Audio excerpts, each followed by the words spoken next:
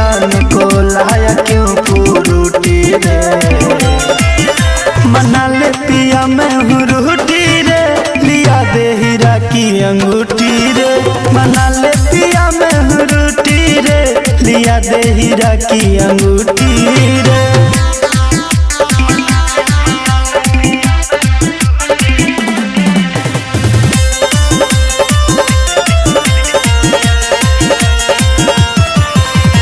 चांदनी रात में वादा कइला, भोरे ले भूला गइला।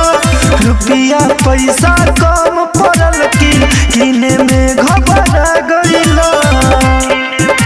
हे राजा चांदनी रात में वादा कइला, भोरे ले भूला गइला। रुपया पैसा कम पड़ल की किने में घबरा गइला।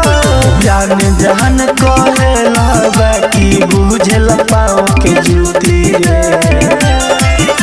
बना ले पिया मैं हूँ रूठी रे, लिया दे हीरा की अंगूठी रे। बना ले पिया मैं हूँ रूठी रे, लिया दे हीरा की अंगूठी रे।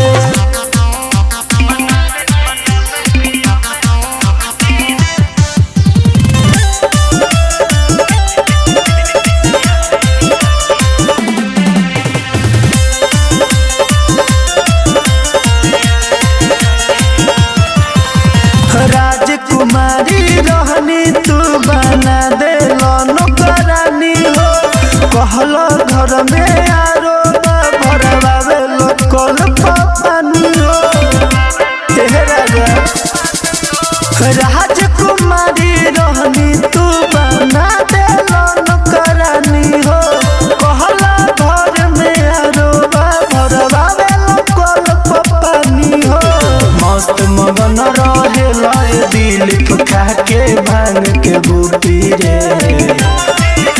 मना ले पिया मैं हूँ रूठी रे, लिया दे हीरा की अंगूठी रे। मना ले पिया मैं हूँ रूठी रे, लिया दे हीरा की अंगूठी रे। Brand recording studio सिवहा।